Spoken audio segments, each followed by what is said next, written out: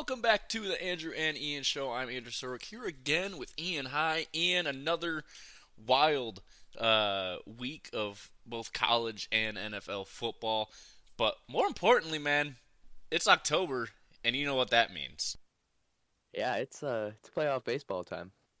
Yes, sir. And we're gonna talk some playoff baseball. Obviously, we had the first games of the wild card series going on today, and we got some going on right now. Um, anyways, so let's just kind of look at it right now. I mean, the Guardians and the Yankees, the 1 and 2 seeds in the AL, they got their byes this week, and then the Dodgers and Phillies, they got byes as well in the NL. So let's take a look now at the American League Wild Card Series. We got the Tigers and the Astros facing off. Detroit winning today 3-1. Very, very good game from Tarek Skubal, as we expected. Um, Ninth inning was shaky for the Tigers, but it was a pretty good game. Um, Royals beat the Orioles in the AL in Game 1, winning it 1-0. So both of the wild card teams getting a victory on the road here. Right now we got the Padres and the Braves playing. They're up. The Padres are up 3-0 on the Braves, and the Mets and the Brewers are facing off. And the Mets, they won 8-4. So, Ian, your thoughts really just on what we have playoff wise, and what we've seen today so far. Uh, I'm kind of shocked, because we saw the Mets and the Braves play a doubleheader yesterday, and we kind of see, two different sides of the same coin. The Mets came out and they beat Milwaukee 8-4, and the Braves, are losing right now 3-0. So it's obviously this is a case where maybe Atlanta might lose this series already because they're tired. They had to fight their way into the playoffs and they used their magic up.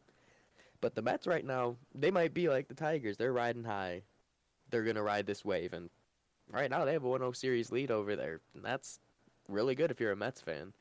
On the flip side, in the AL, you got the AL Central dominating right now. Granted, 4 runs to one combined is not the greatest, but, you know, you got Bobby Witt Jr. out there for Kansas City, and Salvador Perez behind the plate is. I don't want to face them in October. Let me tell you that. And for the Tigers, we saw what Tarek Skubal did, and we've seen what they've been doing. They're, what was it, 4-2 against the Orioles in September, and they swept the Royals in the late September. So we've seen what they've done against playoff teams. So we'll see if the Astros can make it to 3, but I think Tigers pull out the brooms. Yeah. Look, as far as I'm concerned, the only team I don't want to face in the playoffs right now, as a Tigers fan, is the Yankees. They have been rock solid all year. They whooped our ass this year. I mean, granted, this was before the Tigers got hot, but the Yankees are playing some damn good ball. Well, at least going into October, they were playing some damn good ball to end the year. They're the only team I don't see us actually beating, but it's definitely possible because playoff baseball, it's literally a coin flip, as you know. It's so hard to win playoff baseball games because the unpredictability of the game and the challenge of the game itself is just so different compared to any other sport. Um, but no, I really like what I'm seeing from the Tigers. Obviously, before the postseason started, very, very hot. And you mentioned the Braves and Mets games yesterday, that doubleheader. Those felt like playoff games, man. They really, really did. Oh, yeah, especially that first one. Did you see that? Yeah. That one especially felt like a playoff game. Yeah, that was an amazing atmosphere out there. I bet that was ridiculous to watch. Yeah, I was impressed with the way that those both those games really went, but especially that first game, man. That was incredible to watch. Um, but yeah, your predictions for what you're gonna see for in the AL and NL championship games. Uh, so right now, I really I'm really feeling the Padres and the Dodgers right now. Is what we're gonna see at first half of the NLDS, and then I think we're gonna see the Mets upset the Brewers. I think I think the Braves have the capability to take this to three, but I don't know. I feel like a lot of these series can go to three, especially seeing that the Royals in the AL they were the team that I was like, out of any of these teams, they're the ones getting swept. But the Royals obviously won their game, so I'm thinking that one's going to three as well. But personally, if the Tigers stay hot, they might sweep Houston, and it's just a matter of, do they want to go 3 games? And that's the mindset Houston has to have right now, right? You lost the game against Scoobel, which was, pretty much what you expected. But you also kind of had some of your best players shut down by Will Vest and Tyler Holton. I wouldn't want to face this Tigers bullpen in a bullpen game either if you're the Astros. Well, to be fair, you look at guys like Tyler Holton and Will Vest, and it's just like, yeah, on paper you're like, yeah, these guys are not good, and then you give them to Chris Fetter, and Fetter makes them better. So there you go. Who do you got coming out of in the entire playoffs? Who do you got coming out of the AL and the NL for the World Series? The homer in me is saying we're going to have a repeat of the '84 series with the Padres and the Tigers. The realist in me is saying we're going to either have the Phillies or the Padres come out of the NL, and either Cleveland or Baltimore is coming out of the AL. Yeah, I'm actually with you there. I think World Series wise, I would bet on a Padres versus Yankees World Series. But I'm really liking the Phillies this year too. I'm not picking the Dodgers. I've learned my lesson over the last few years. Never pick the Dodgers to win the divisional series. But I would love to see the Tigers at least make it to the ALCS. I would love to see that happen, but how realistic is it? I don't know. I mean, how realistic was it for them to make the playoffs? I fucking touche. So why not? Part of that was Minnesota obviously having the greatest collapse of all time, but oh yeah, the other part of that was the incredible whatever the fucking record was run, ridiculous amount of wins since August 11th. But yeah, obviously they got lucky. They got lucky. The Twins started to collapse too. But so yeah, that's your MLB playoffs. Obviously, wild card week today, tomorrow, and Thursday, of course. So we'll kind of go over everything on Thursday's episode over what happened with the wild card series, and we'll go from there.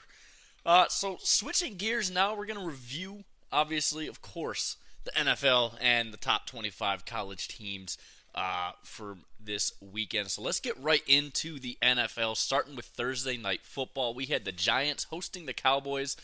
The Cowboys getting the win here, 20-15. Look, it was a average game for the Cowboys. I mean, their offense hasn't been that hot this year, but it is what it is with that. I mean, again, offense is down this year, so that kind of does play into it. And the Giants' defense is, for what it is, it's not really that bad, considering the record. They just have Daniel Jones on that offense, and you ain't going to go far with that. Yeah, I mean, this isn't the Cowboys' offense we've seen in the years past. I mean, scoring high-flying, scoring like 35, 40 points a game type deal. Obviously, you got to give credit to the Giants' defense. They played a great game, and Daniel Jones, threw for almost 300 yards. He had a pick, but they almost won that game. So Dallas, they are not looking good in my opinion. This is more of a game of Dallas is not that good, and this just showed it because they barely beat a very okay at best Giants team. I wouldn't even call them okay at best. I mean, they're bad at best. They are dog shit on average. I mean, that's how bad the Giants are. Especially when you have a guy who should be fucking flipping burgers at Burger King as your quarterback. But I look. You said the Giants almost won this game. I mean, maybe it's just you're not going to win in this league only kicking field goals, unless you're the Steelers for some reason. But you know, except for this weekend. Yeah. So moving on, the other New York team hosted a game this weekend. One of the very few weekends where both New York teams can have a home game in the same weekend. They hosted the Broncos on Sunday. The Broncos getting the win here, 10-9 in what is honestly probably the toilet bowl of the week. We got to bring that award back. I think this game was it. Yeah, Aaron Rodgers, 24 for 42, 225 yards. Bo Nix finally threw for a touchdown. Good job for him. Cortland Sutton had a really good game, too. 3 receptions for 60 yards and a touchdown for him.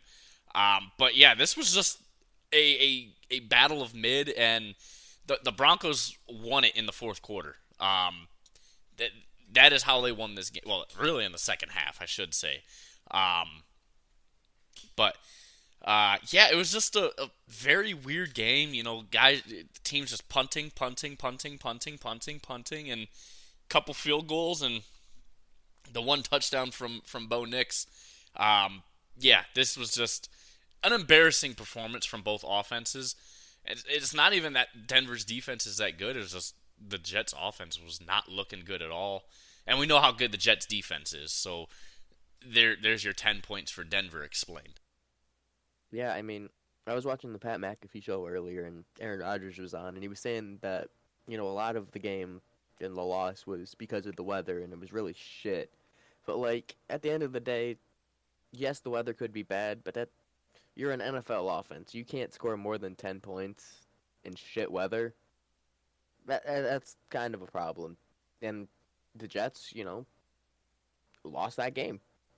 Broncos, squeak out with another win, and like you said, Bo Nix threw his first touchdown pass, and maybe he'll get something. He didn't throw a pick, but, having 12 completions for 60 yards is, not really good. But again, weather wasn't the greatest, but, at the end of the day, the Broncos won the game.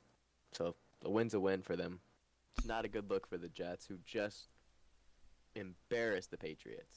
It's not a good look for the Jets at all. And the thing is, too, is that, why was Aaron Rodgers throwing the ball 42 times in the rain? That's what I want to know. You ran the ball very, very little, and you had Aaron Rodgers drop back 42 times. No wonder why you couldn't get anything going on offense.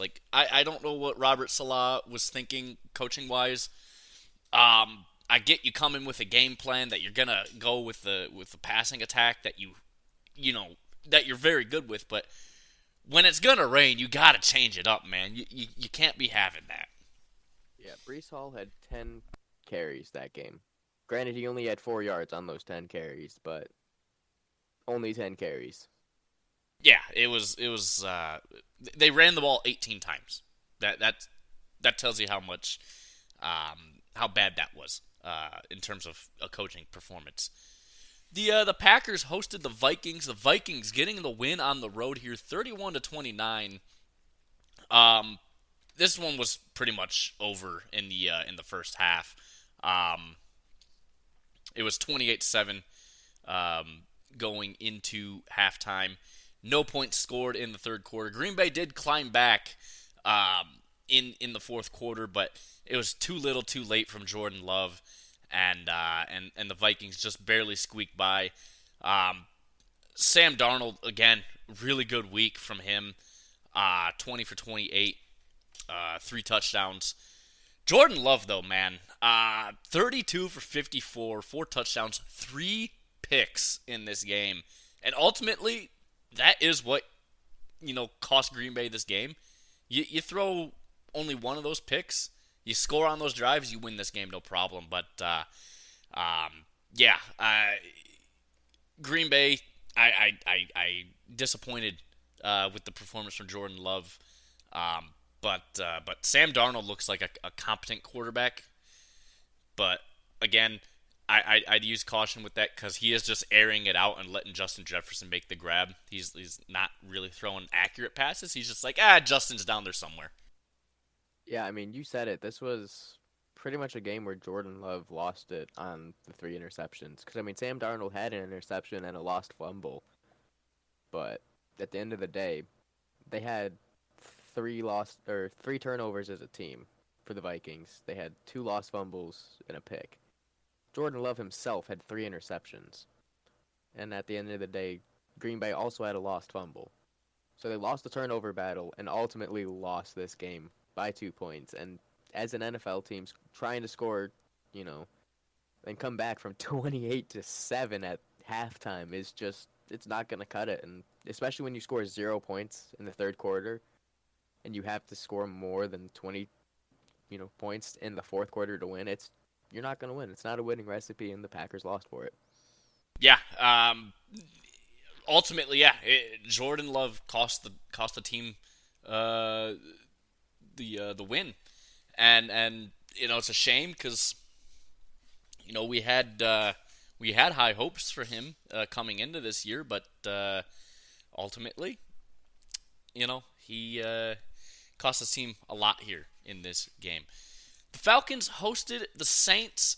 The Falcons getting the win here, 26-24, off a last-second field goal from Young Ho Koo. Kirk Cousins, pretty decent game. Derek Carr also had a really good game. Both of them didn't throw for a touchdown. Both of them had an interception. It was a lot of field goals especially in the second half. It was a very interesting game because the first half both offenses were looking good. They weren't scoring a whole lot, but they looked pretty even in the second half, and then they both just fell apart in the second half each, and ultimately the Falcons were able to get into to field goal range a couple more times than the Saints and take the victory. Yeah, I mean, I think it did help Atlanta having, the 3-point lead going into halftime. Because, I mean, ultimately they did win the game by 2 points. But they did have to kick a game-winning field goal. But like you said, both of these offenses really shit the bed in the second half.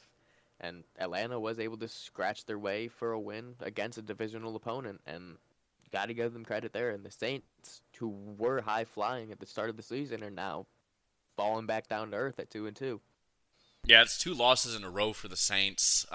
One was an ugly one, and then this one, it wasn't a good loss, but it wasn't a bad loss either, unlike, last week. But, yeah, just, the defense for the Saints is what really, I wouldn't say what cost them, but it sort of did in a way. Anyways, Tampa Bay hosted Philly. The Bucks getting the win here, 33-16 over the Eagles. Baker Mayfield had an incredible game, 30 for 47, 347 yards, 2 touchdowns. He also ran for a touchdown. Yeah, just all really good game from Tampa Bay all around on both sides of the ball.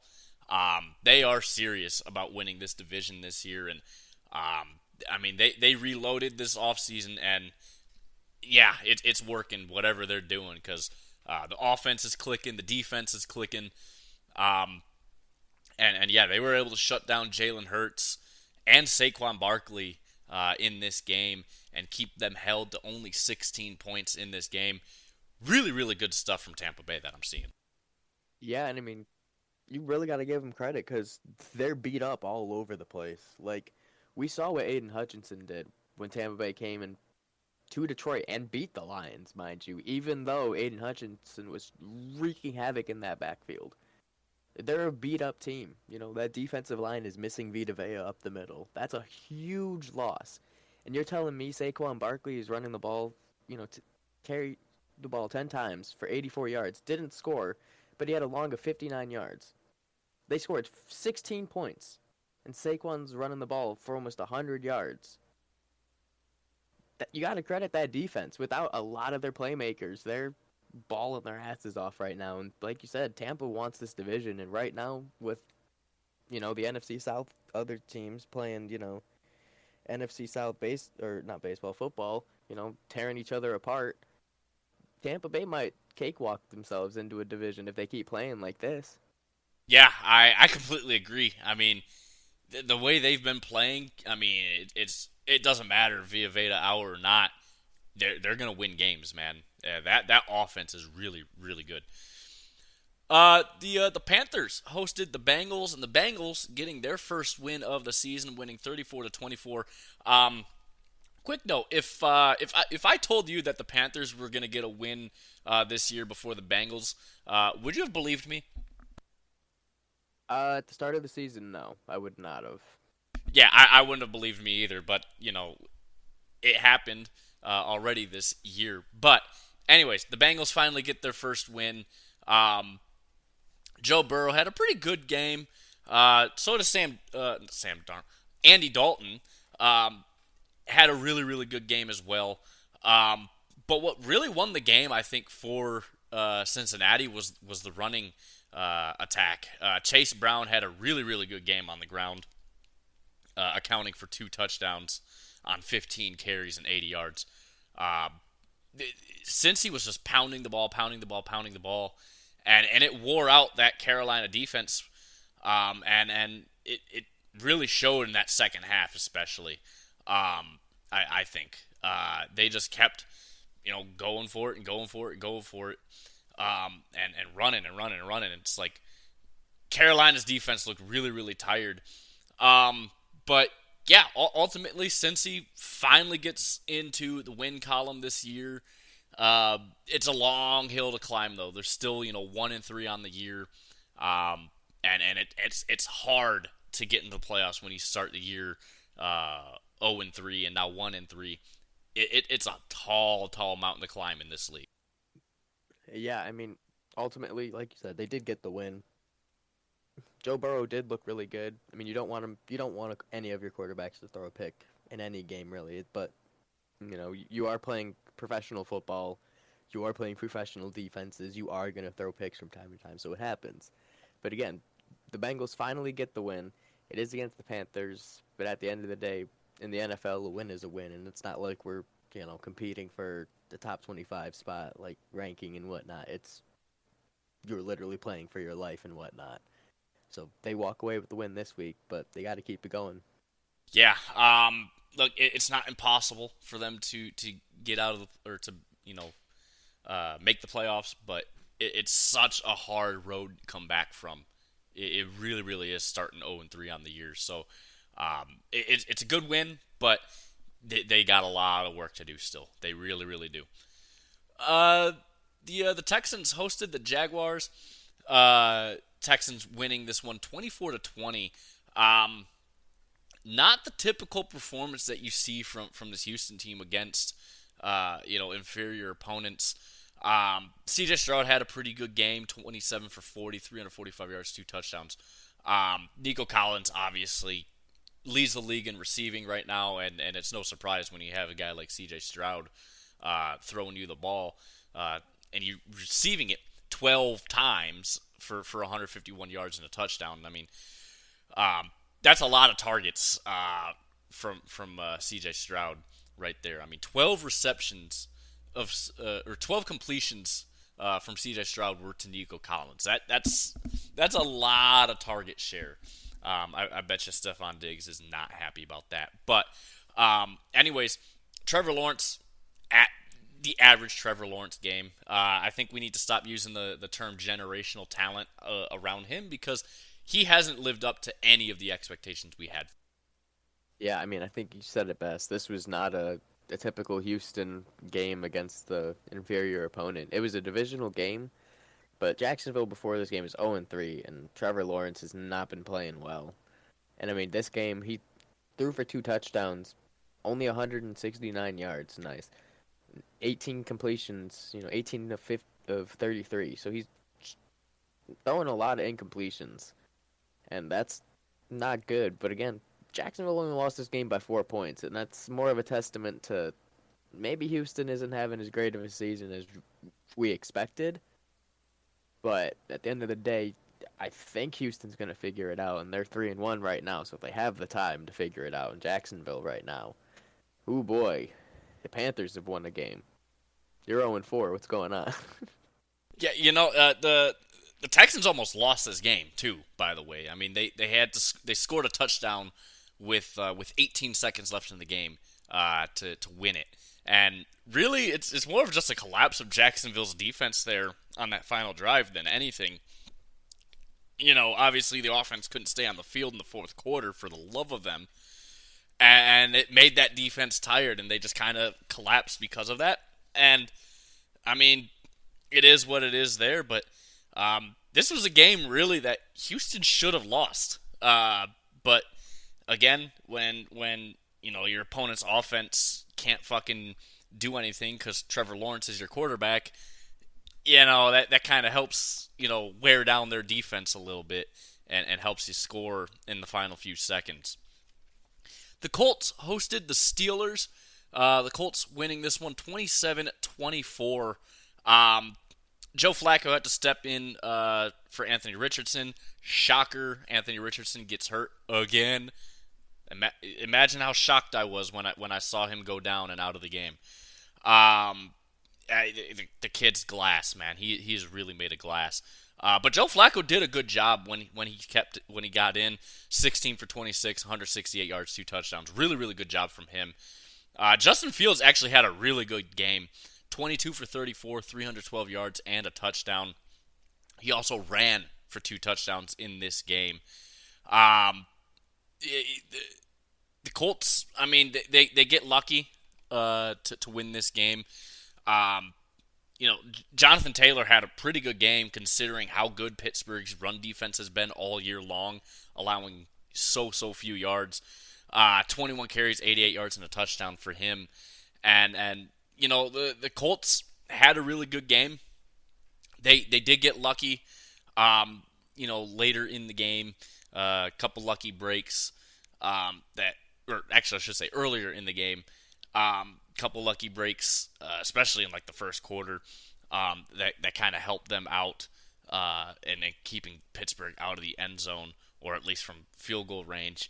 And they did a good job ultimately. But Anthony Richardson, we got to talk about him for a second because he needs to learn how to slide. I get it. You want to play tough physical football, but when you keep getting injured over and over and over again, dude, learn how to fucking slide so you don't get fucking hurt. Yeah, I mean, that's something that they're starting to really ingrain in these college quarterbacks' heads is, slide, learn to slide, and preserve yourself, right? And I mean, I understand wanting to be the tough guy, always wanting to play and battle it out and just, brute force your way through. We saw it for so long with Matthew Stafford here in Detroit, just taking a fucking beating and just constantly like, no, I got it. I fucking got it. We've seen it, we know, the toll it takes on someone like that. And then you see, the opposite side, and then you, with like Tua, and you see how bad things can get, where people are, suggesting he retire off medical reasons. You don't want to have your career end up like that in that situation. And for Anthony Richardson, he's younger than Tua. That'd be even worse to have him in that kind of situation. Yeah, and my thing is too with Anthony Richardson and what he did. It's like he got the first down, and instead of just sliding, preserving himself, he tried to get an extra 2-3 yards out of it and lowered his shoulder, and it took him out of the game. It's like you already got the first down. Don't put yourself in more harm's way when you already got the first down. You don't need to do that, man. I mean, I get you want to get the extra yards, but you got the first down. That's what's important as your job. Don't worry about getting the extra yards after the first down. You did your job. You got the first down. Just slide. Preserve your body. And he goes out of the game. But from what I've heard, he's probably going to be back this week. But I wouldn't bet on him being lasting long in the game this week. Anyways, the Bears hosted the Rams. The Bears winning this one 24-18. It was a Matthew Stafford kind of game. 20 for 29, 224 yards and one interception. This is where Matthew Stafford is at this point in his career. Just not a lot of production, more interceptions than touchdowns. It's how his career's going at this point in his career. Obviously, before this point in his career, he was a phenomenal quarterback, and he's still a good quarterback. Don't get me wrong, but yeah, it was just a meh game from him. Caleb Williams had a decent game, 17 for 23, 157 yards, a touchdown. DeAndre Swift having a good game, again, against this Rams front, which is not good, so take that with a pinch of salt. But yeah, the Bears get the win here. It was not a pretty win, but it wasn't an ugly win by any means, and they are on to 2-2 season. Yeah, I mean, anytime with the rookie quarterback, you're sitting at 500 in the season, you think you're having a good season, right? But at the end of the day, with Caleb Williams, the Bears thought he was the guy. They went out, they got these additions, they got DJ Moore, they drafted Rome Odunze, and right now he's projected to throw just over 3,300 yards this season. So yet again, the Bears will not have another 4,000-yard passer. And it's just like, and he's projected to have more interceptions than touchdowns. I understand he's a rookie quarterback, but if this is your guy, and he was meant to throw 4,000 yards his rookie year, and this is what you're getting, if I'm the Bears, I'm a little concerned. You know, he's not producing to the point where you want him to. And like I said, I understand he's a rookie. He's the number one pick, like the number one overall pick. He's got to show it at some point. He's thrown 3 touchdowns, has 4 interceptions, only 787 yards this season.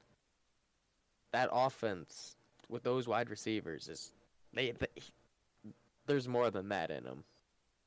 Absolutely, there's more than that in him, but yeah, it's just he is a rookie quarterback, so you got to cut him some slack here. But yeah, not a great start, and not the expected start that everyone had for him. I expected this though. Anyways, the Cardinals hosted the Commanders. The Commanders, Jaden Daniels is amazing. He really is. The Commanders win this 42-14. Who would have thought that the Commanders would be 3-1 to start the year? Certainly not me.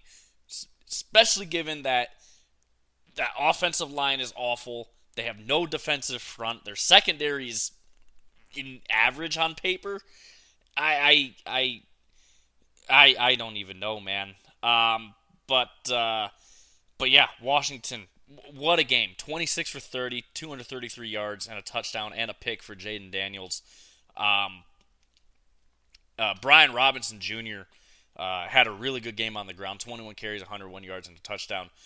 Yeah, this Commanders defense did a great job containing Kyler Murray and Marvin Harrison Jr. I mean, Marvin Harrison Jr. had 5 receptions for 45 yards when he blew up last week for over 100 yards.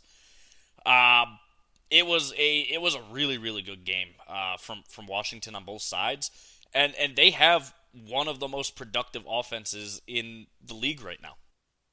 Yeah, I hate to be this guy, but looking at it right now, Washington may be in the same situation Houston is with Carolina the last few years, when Carolina took Bryce Young and Houston took C.J. Stroud second overall.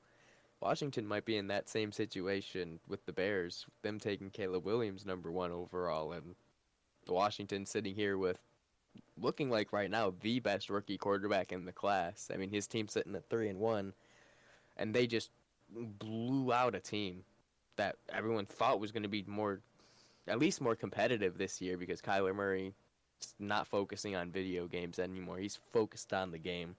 He got Marvin Harrison Jr., who is got the potential to be the number 1 wide receiver in the league.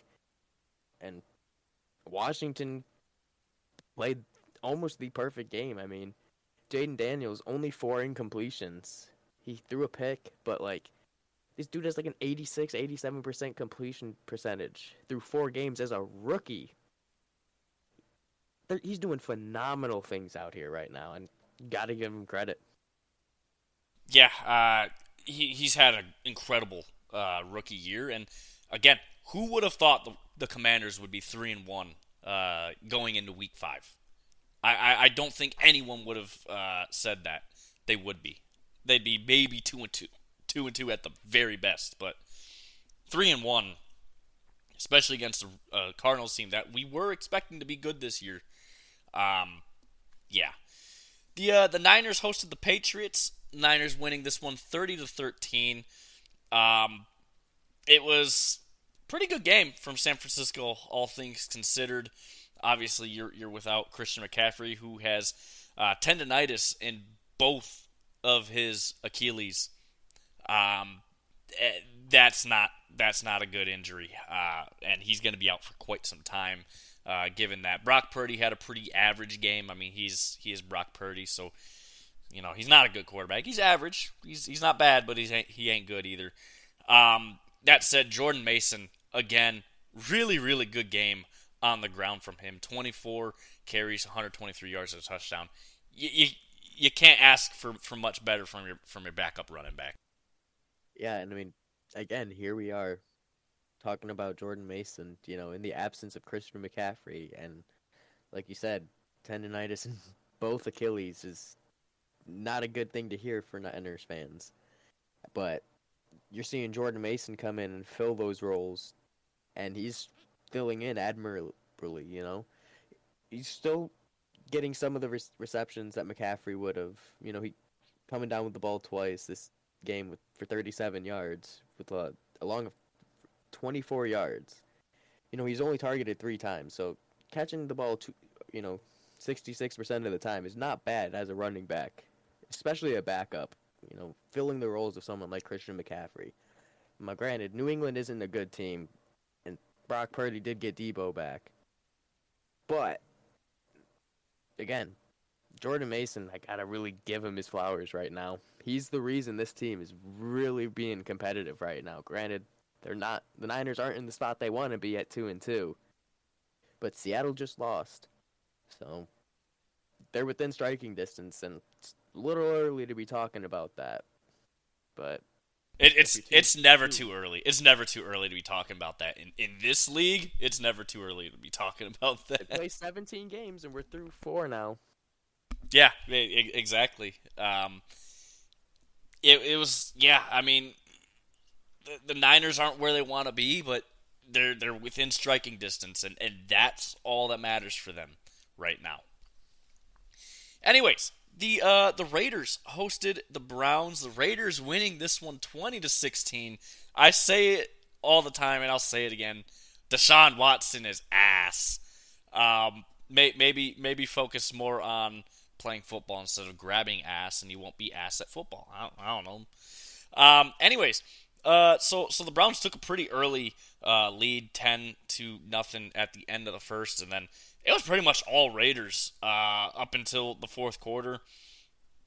Very early touchdown, fumble recovery for Cleveland in the fourth quarter, and that was it. The Raiders defense did a great job trying to contain the rally from Cleveland, especially later in the game where Cleveland was starting to drive down the field, and then a couple big stops, and the Raiders win this one. The Raiders, obviously, not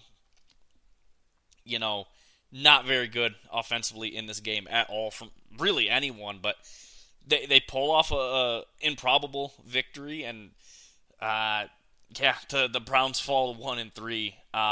Someone fired Deshaun Watson. Yeah, I mean, the Raiders just beat the Browns without Devontae Adams on offense and without Max Crosby on defense. They say you are what you eat, and Deshaun Watson is the epitome of that on the football field right now. Absolute ass, man. Like you said, if you focused more on the game than grabbing people, I don't know. He might be more serviceable than what he is. But like we see this year with Kyler Murray, he put his focus back on the game and he's been performing pretty well. But right now, Deshaun Watson, yikes, dude. I can't get over that. You are what you eat. That was fucking gold. Uh, anyways, the Chargers hosted the Chiefs. The Chiefs winning this one 17-10 in yet another game that the Chiefs should have lost. Yeah, Mahomes average game from him. I mean, 19 for 29, 245 yards, a touchdown, and a pick. Oh, and injuring Rashee Rice in this game as well. He did do that. And Rice is probably out for the season now with, I think it was ACL or was it MCL? I can't remember. Either way, he's cooked. J.K. Dobbins did not have a good game for the Chargers at all. 14 carries, 32 yards. Did not look good. And that's the problem with this Chargers offense is they want to run the ball, but they didn't have Joe Alt out there, and they were still trying to run the ball, and yeah, it wasn't working out for them. Obviously, I think Joe Alt's he's a week or 2 weeks out still from returning, so maybe that will help. But the Chargers for a while were looking like the better team, and then fourth quarter comes around. The Chiefs get one touchdown, and that seals the deal right there. The Chargers couldn't get anything generated back on offense, and also some coaching mistakes from Jim Harbaugh. Shocker there. But yeah, just another game where they lose the turnover battle, lose the time of possession battle, yet they still win off of some bullshit, but they still win. The Chiefs are literally the worst 4-0 team I've ever seen in my lifetime. Yeah, Travis Kelce had a good game for the first time in a while. Xavier Worthy's looking like a hell of a pick out there for them. But again, this is not a great game overall for Kansas City. I mean, you're the Super Bowl champions, and you're trying to go for a three-peat. You're scoring 17 points against the Chargers team. That's not good. And, I mean, Chargers scored 10 points in the first quarter. That was almost enough for them to win this game. In the first quarter. This is not the year of the offense for the NFL across the board. But like you said, Chiefs find a way to win it. They're 4-0. Yeah, like I said, they are the worst 4-0 team I've ever seen in my life watching football. Like, they could have lost every single game basically on one play this entire year. This game was a little different. They couldn't have lost it on one play or on the outcome of one play, but yeah, just you lose a guy like Rashee Rice on your offense, and you think you might be cooked, but they found a way to win. The Ravens hosted the Bills. The Ravens winning big here, 35-10. The Bills did not look good at all in this game. Josh Allen, 16 for 29, 180 yards. Just not a good game from him. Lamar Jackson, in terms of being a quarterback, I mean, it was an average game for him. 13 for 18, 156 yards, and 2 touchdowns. Derrick Henry, though, 24 carries, 199 yards, and a touchdown. All together, though, I mean, the Ravens had a great game offensively. They made the Bills look silly, especially that Bills offense. They just could not get anything going at all. And I get it, also, Baltimore's one of the toughest places to play in the NFL, but man, that was an embarrassing performance from the Bills, especially given the way their season has gone up into this game. Yeah, I mean, this is what we kind of figured the Ravens offense would be this year, right? I mean, Lamar only had 18 attempts in this game. He completed 13 of them for 156 yards, 2 touchdowns. He only took 1 sack, which, again, that's really, really good. And Lamar's not going to take sacks very often because of just how shifty and crafty he is. But they ran the ball 34 times. That's almost double the amount of passing they're doing. And Derrick Henry, like you said, this Bills defense had it rough from the get go. I think it was the first play from scrimmage for the Ravens. He had an 87-yard touchdown run.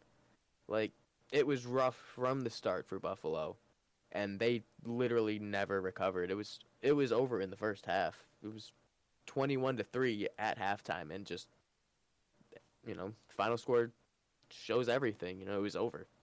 Yeah, final score really is everything that you need to know with that game. The Bills looked silly and the Ravens looked great. And then last night we had two Monday night games. NFL, please just go back to one Monday night game, for the love of God. Anyways, so the first one here we got Miami hosting Tennessee. The Titans getting their first win of the year, 31-12, and this game was quite embarrassing, if I do say so myself. First of all, Tennessee's passing leader was Mason Rudolph, 9 for 17, 85 yards. Okay, then Tyler Huntley for Miami, 14 for 22, 96 yards. Look, it was just neither team could get anything going on offense, but at the same time, you have backup quarterbacks in, and so you expect that. But how Tennessee got 31 points out of this game, I do not know. Especially given just the way that they played the entire game, not really moving the ball a whole lot, but just enough. And yeah, it was honestly, if it wasn't for the Broncos Jets game, this would probably be my toilet bowl game of the week, just because of how this game went. I mean, both teams Miami had 184 yards of total offense. Tennessee had 244. Yet they had 31 points. Please explain. Yeah, if you look at it, Nick Folk kicked his ass off for Tennessee. 5 for 5 on field goals. 2 for 2 on extra points. He had 17 points as a kicker himself. So just the kicker had 17 points, and you factor in, the 2 rushing touchdowns, one from Tony Pollard and one from Tajay Spears. So that's your points where all that's coming from. So one of the yet another situation where without your kicker, this is a much closer game. And if you don't have the 2 extra points from your kicker and the 5 field goals, it's a tie game. Yeah, and they got a safety in the fourth quarter. I mean, it was just such a weird game, man. It was such a weird game. But yeah, ultimately, Tennessee gets a good win. I wouldn't even call it a good win. I mean, you beat up Miami, who's not a good team at all, and also doesn't have their backup, or also doesn't have their starting quarterback. And yeah. And then the other game, the game that was actually very, very fun to watch, Detroit hosting Seattle. Lions winning this one 42-29. And if you want to count the 2-point conversion that actually DK Metcalf was definitely in the end zone for and definitely was a complete pass, 31-42. It doesn't make a difference, Seattle fans. Sorry. Anyways, Geno Smith actually had a really, really good game, by the way. 38 for 56, 395 yards, a touchdown. And he did throw that pick, obviously, to seal the game for the Lions. But, yeah, overall, very good game from the Lions on both sides of the ball. Jared Goff, man, sets an NFL record, 100% completion rate, 18 for 18, 292 yards, 2 touchdowns. Not only that, he also got a receiving touchdown in this game from Amon-Ra St. Brown. Mobile Goff is absolutely fucking real. Yeah, it's dreaded to actually say, but mobile golf is a legitimate threat. And the fact that we have now witnessed the Detroit Lions throw a pass for a game-winning first down to Penei Sewell, who is an offensive lineman. We saw them throw a touchdown pass or a 2-point conversion pass to an offensive lineman to potentially win the game in Dallas that was overturned. And now their fucking quarterback is catching a touchdown pass from their wide receiver. What can't Ben Johnson cook up? Yeah, That man is a lunatic. I was watching that play last night. I thought it was just going to be a end around for St. Brown into the end zone. I mean, they were on what, like the 5 or 6 yard line of Seattle. So I thought, okay, this is just going to be end around here. And then I saw Goff take off on the bottom of my screen. I'm like, oh no. And then I saw St. Brown stop. I'm like, oh no. And then he caught it. I was like, oh yes.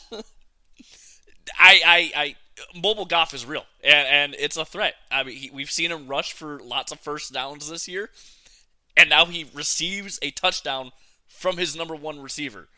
Um, yeah, I don't know, and not only that, a perfect game from Jared Goff, 18 for 18.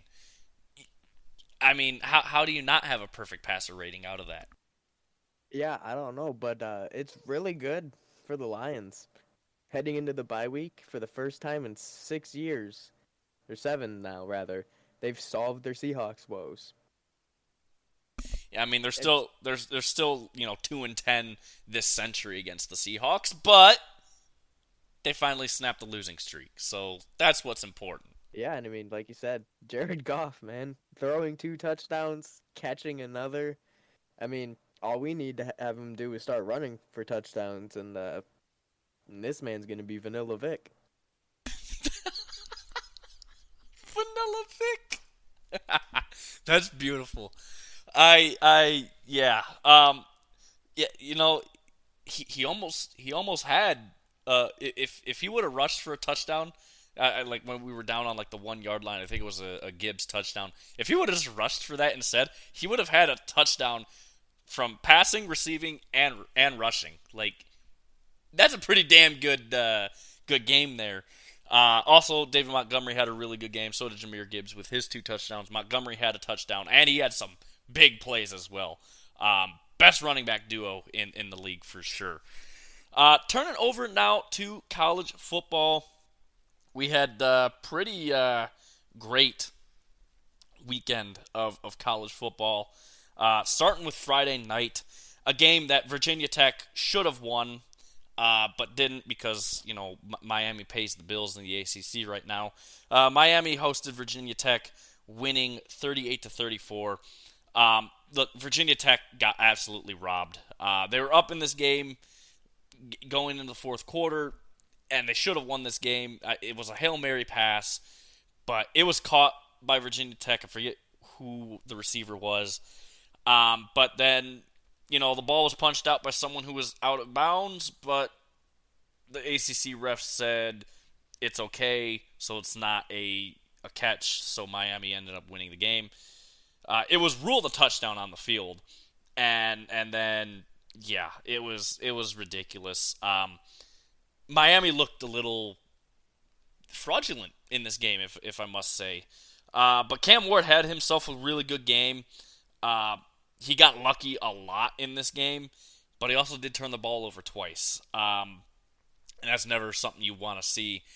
But yeah, they got lucky with a very, very bad call to escape with a win here. Yeah, I mean, you said it. That was a very, controversial call to end the game. And this was a yet another case of, college football chaos this year where a ranked team is on the verge of losing or getting upset. But, Cam Ward had a really decent day outside of the 2 picks and the fumble lost. So, he had all of his team's turnovers. That's not a good look. And ultimately, that contributed to why Virginia Tech was in this game for so long, and ultimately until the end. But Miami escapes with the win, and at this point for them, they're 5-0, and that's all the college committee is going to care about. Yeah, exactly. And his cousin Kyron Drones had a really, really good game for Virginia Tech. Had a lot, really good job extending plays because Miami's defense was all over him.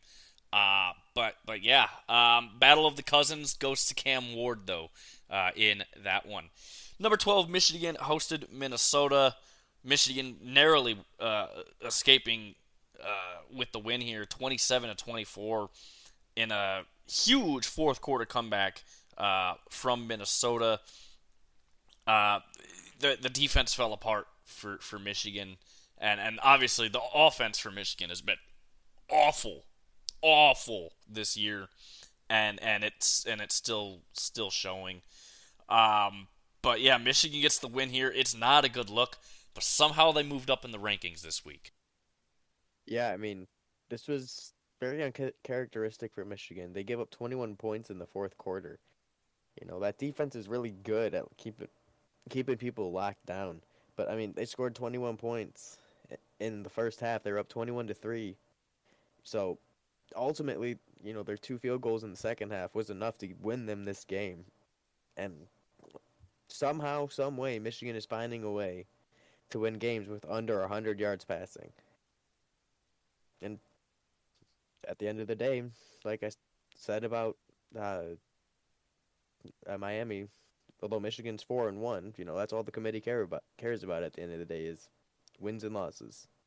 Yeah, that's all they really care about.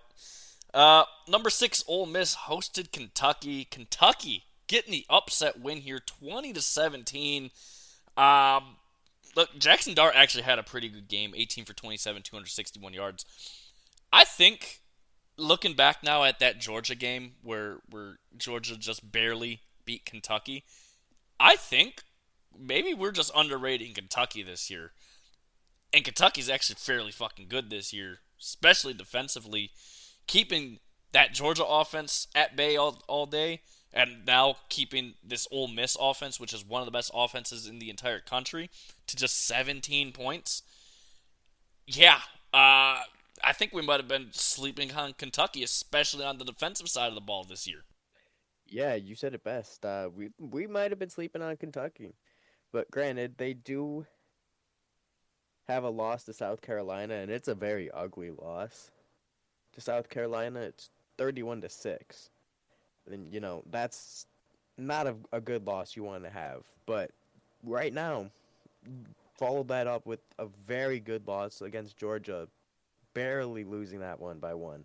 And now you hold one of the best offenses to 17 points, and you get the win as the away team, no less, playing SEC ball against a top 10 team.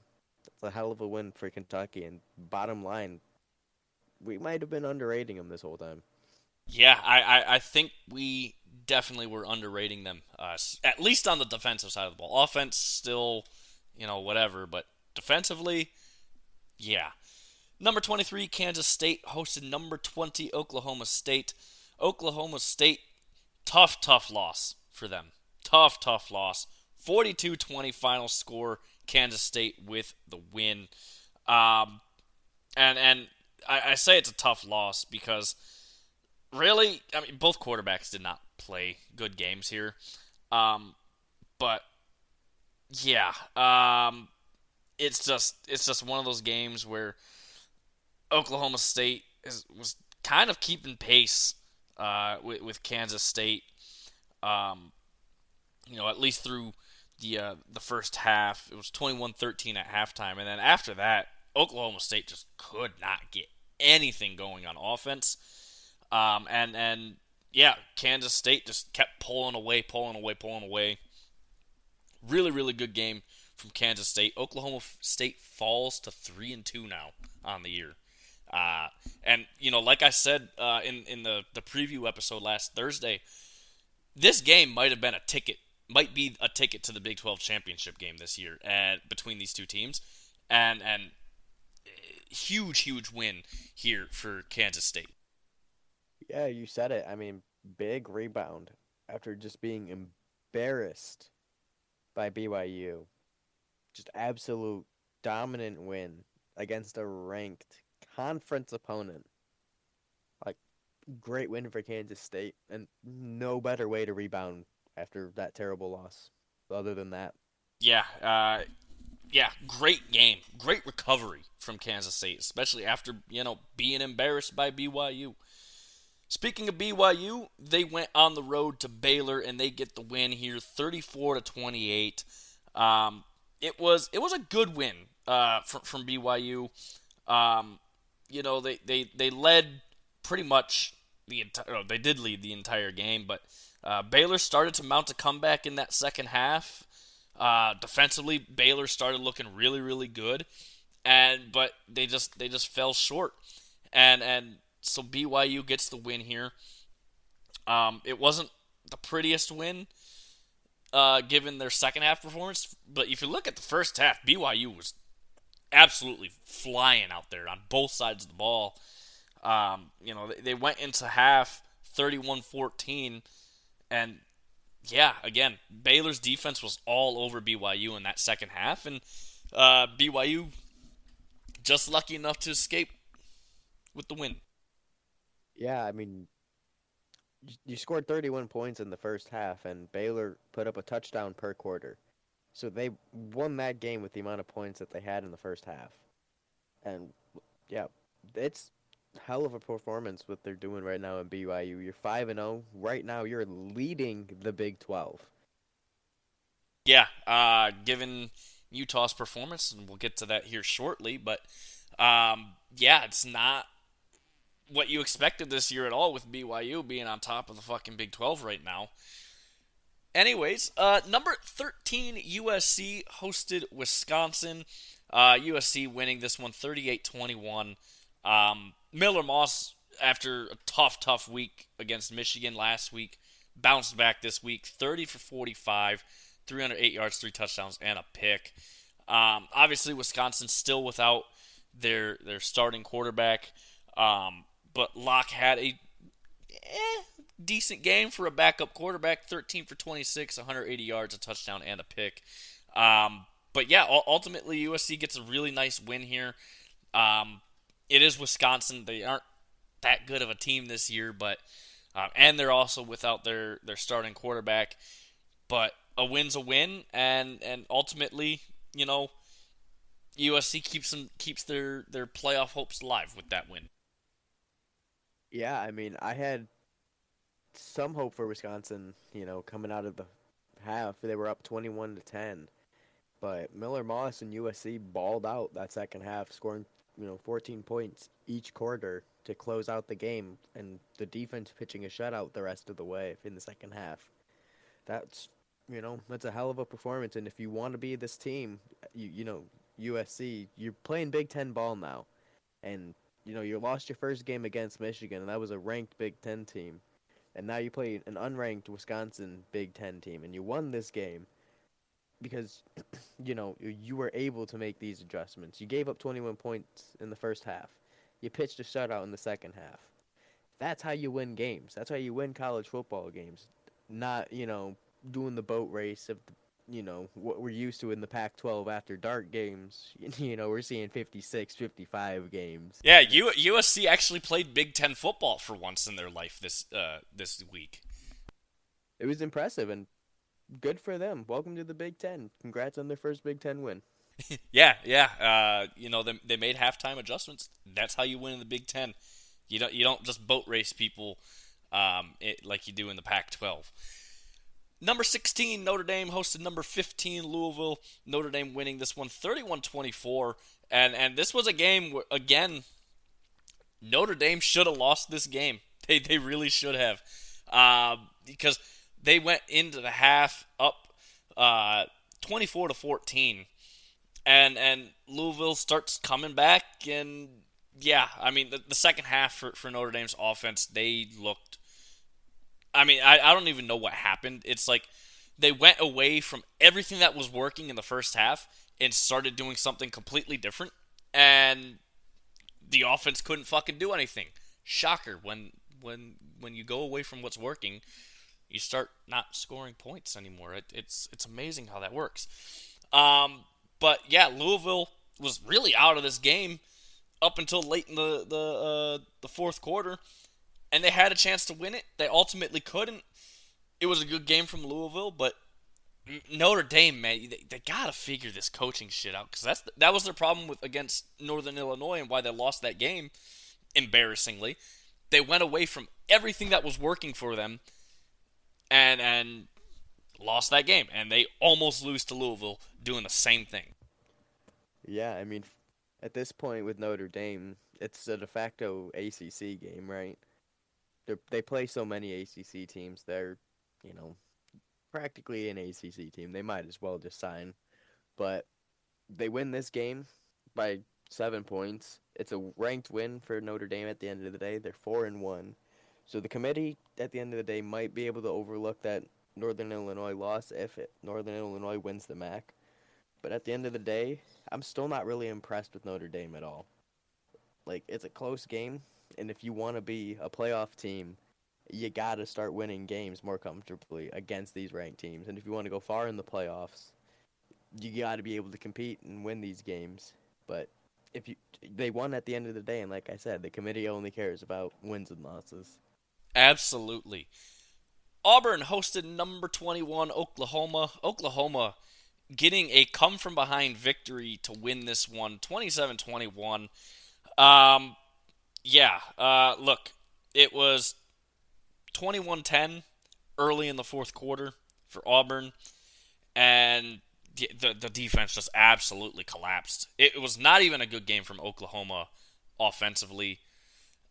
Defensively, I mean, Auburn's offense isn't even that good, but neither's Oklahoma's defense. So 21 points sounds about right there for us for Auburn, but the Auburn's defense just absolutely collapsed midway through the fourth quarter and allowed 2 touchdowns and a field goal for Oklahoma to win this game 27-21 in the last, we'll call it last 10 minutes of the entire game. It was just a very terrible performance from Auburn's defense in the fourth quarter. We'll just say in the fourth quarter. Auburn shot themselves in the foot in this one defensively.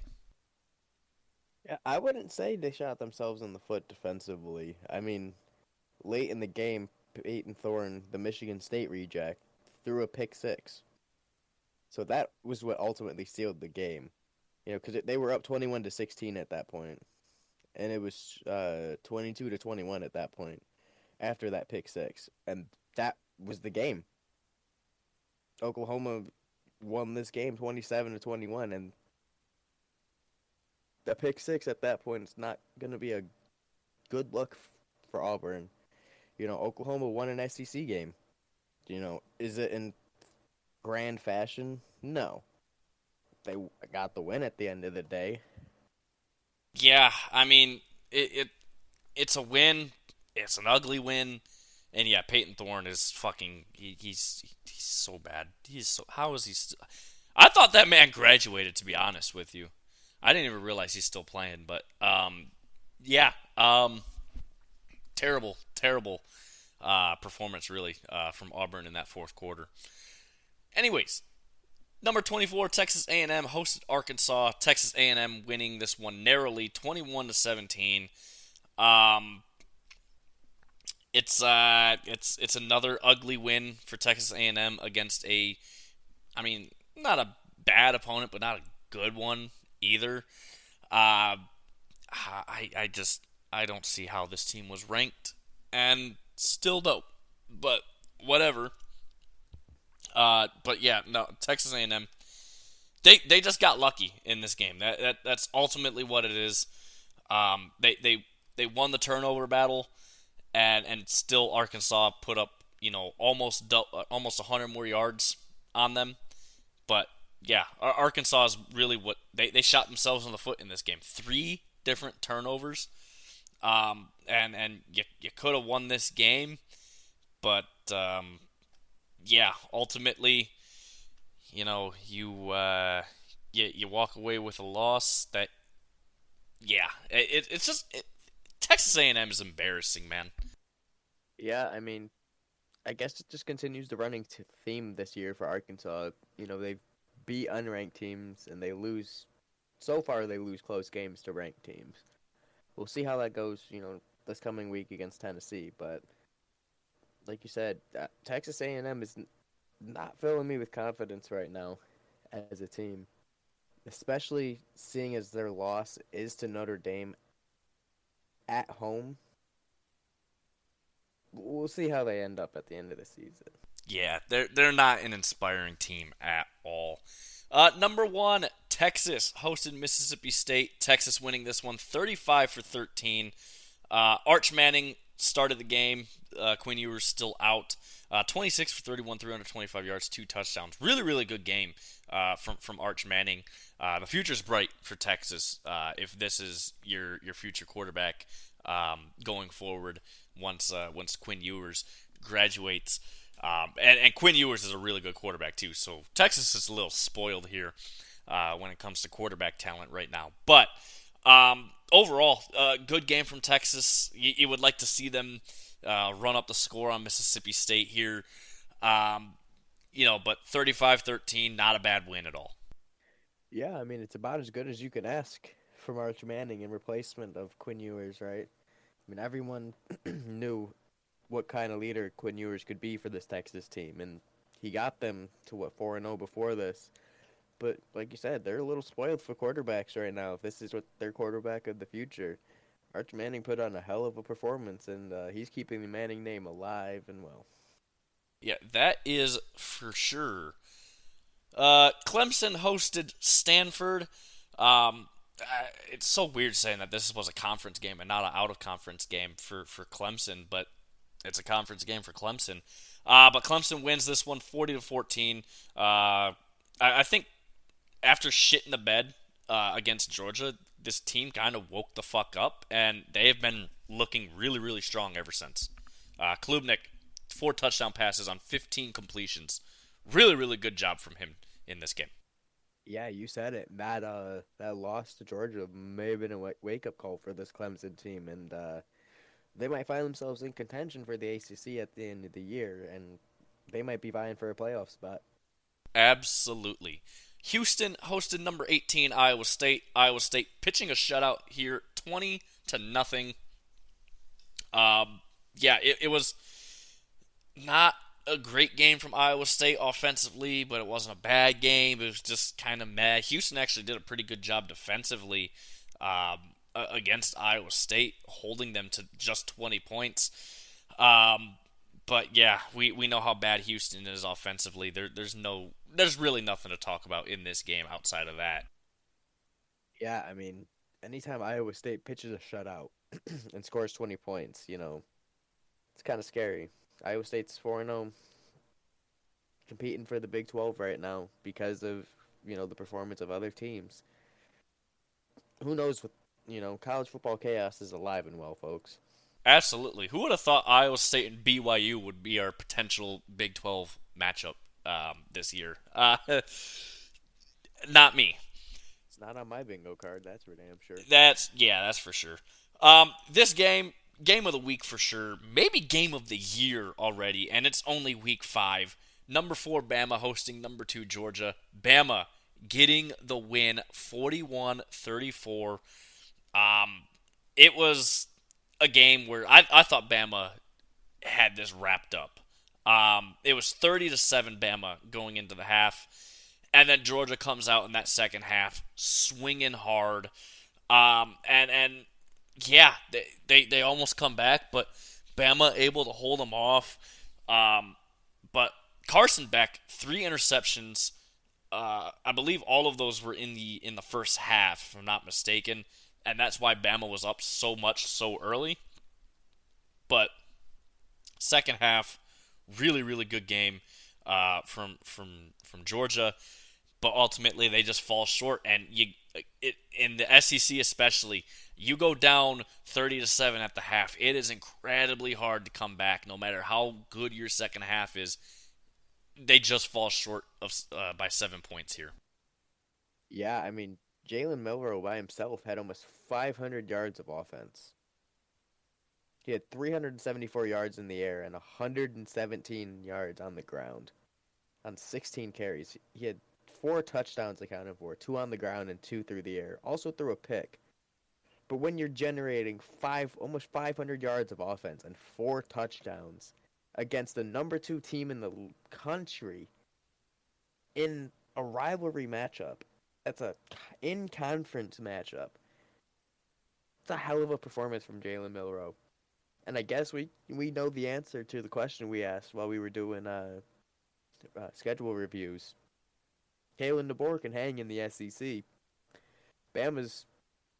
I picked Bama to win, and here they are.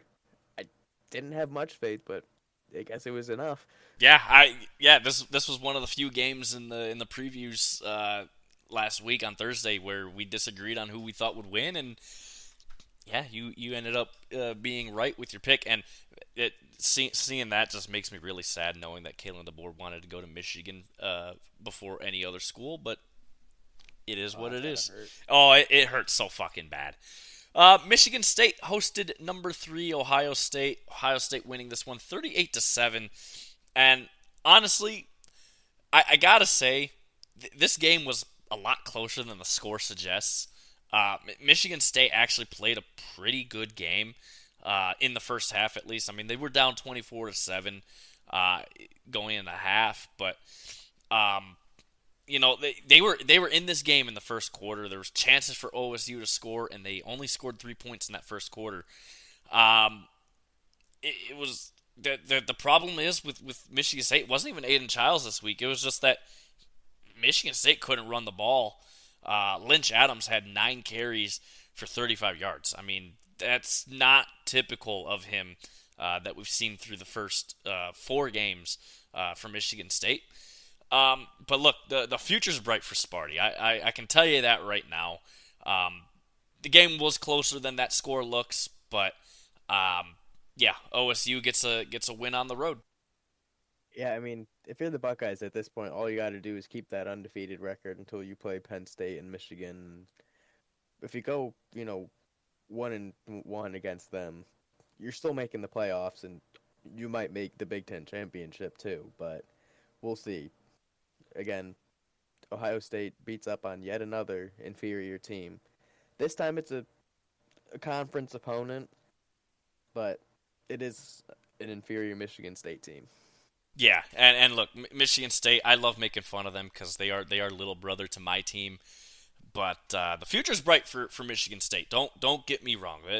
I obviously I loved the coaching hire of Mike Smith. And then Aiden Childs, he's good. He's just gotta rein in his talents, and he's slowly, I think, coming around to that. Number 9, Penn State hosted number 19 Illinois. Penn State winning this one 21-7.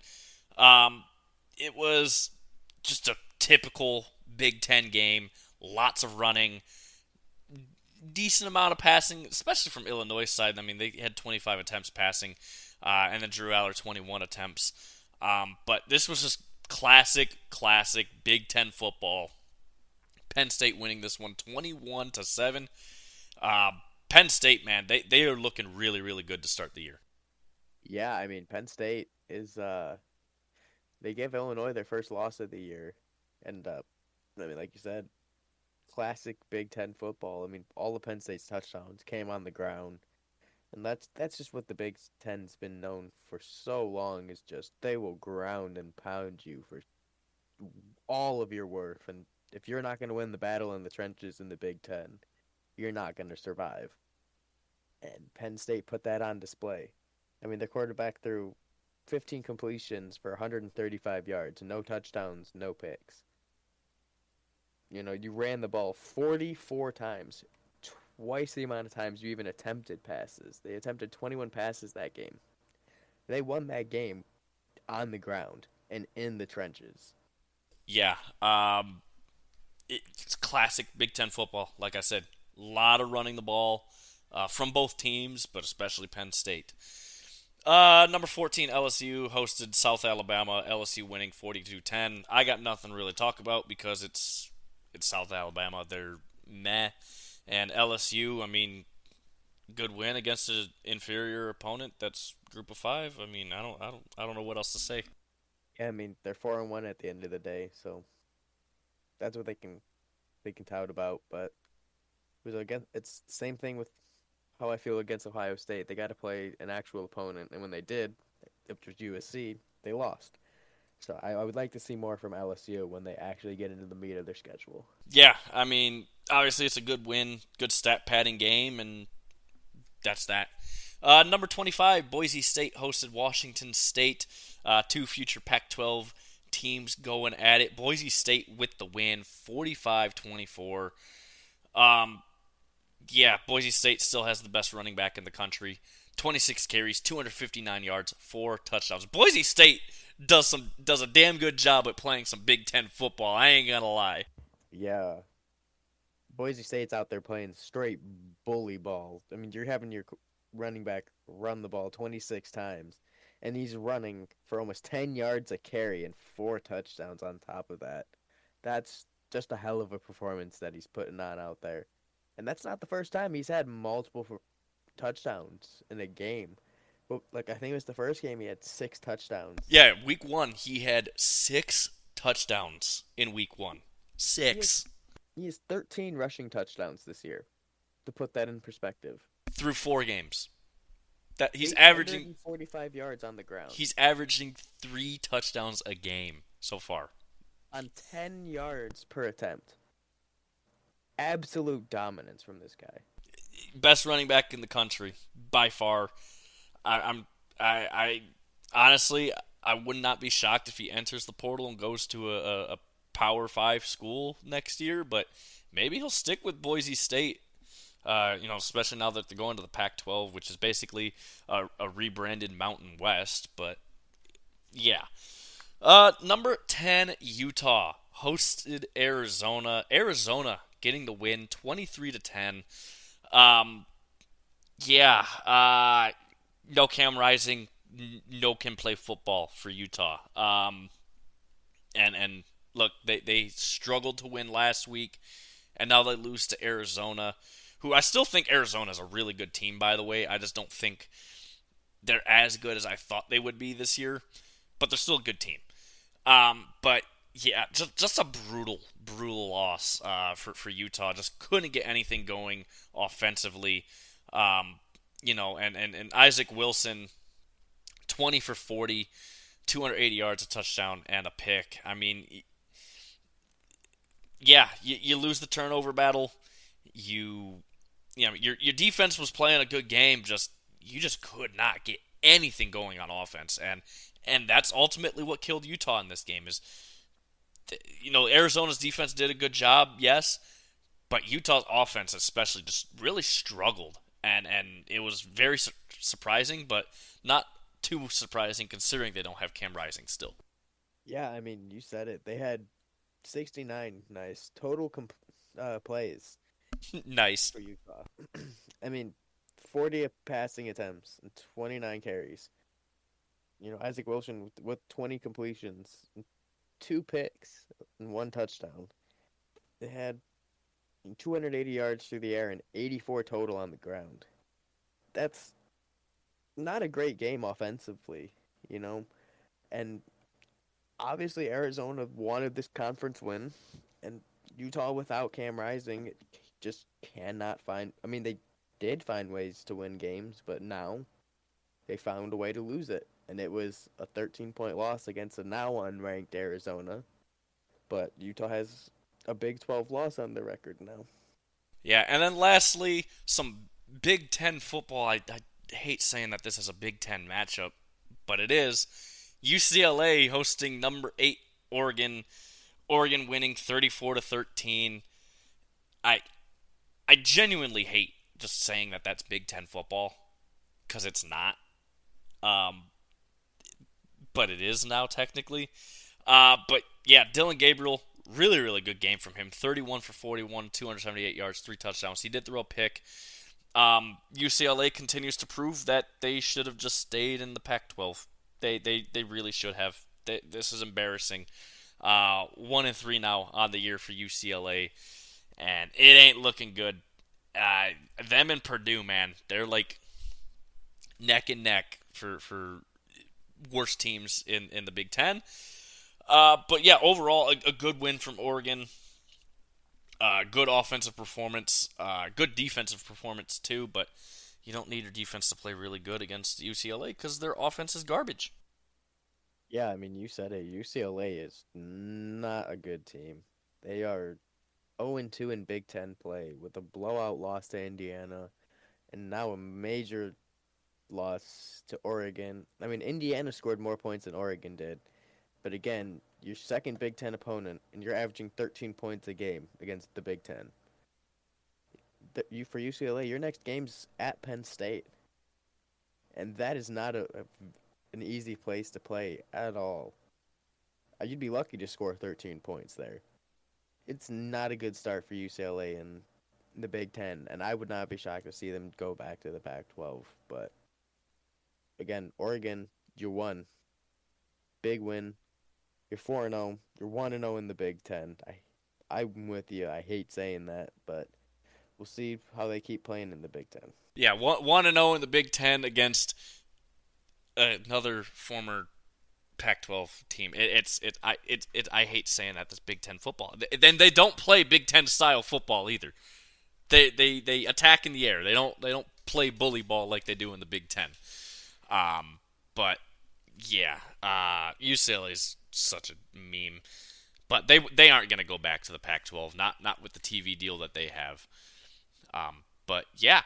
Anyways, guys, so that's going to wrap us up. Obviously, like I said, Thursday we're going to go over the wild card week for the MLB playoffs, and obviously we will preview the weekend as well as we always do for college and the NFL. By the way, Indiana's finally ranked. They shouldn't be because they've played teams with a combined record of 9-14. So why are they ranked? I don't know. Because they're 5-0. It makes no sense. But I digress. There's a lot of teams that are ranked that shouldn't be ranked still, but it is what it is. But anyways, guys, rate, review, subscribe, help us out. Let us know what you guys want to see more of. Of course, follow us on Twitter at the Andrew and Ian Show. Check out our YouTube page. Keep sharing the podcast with your friends and family. And yeah, again, thank you guys so much for listening, and we will see you guys on Thursday.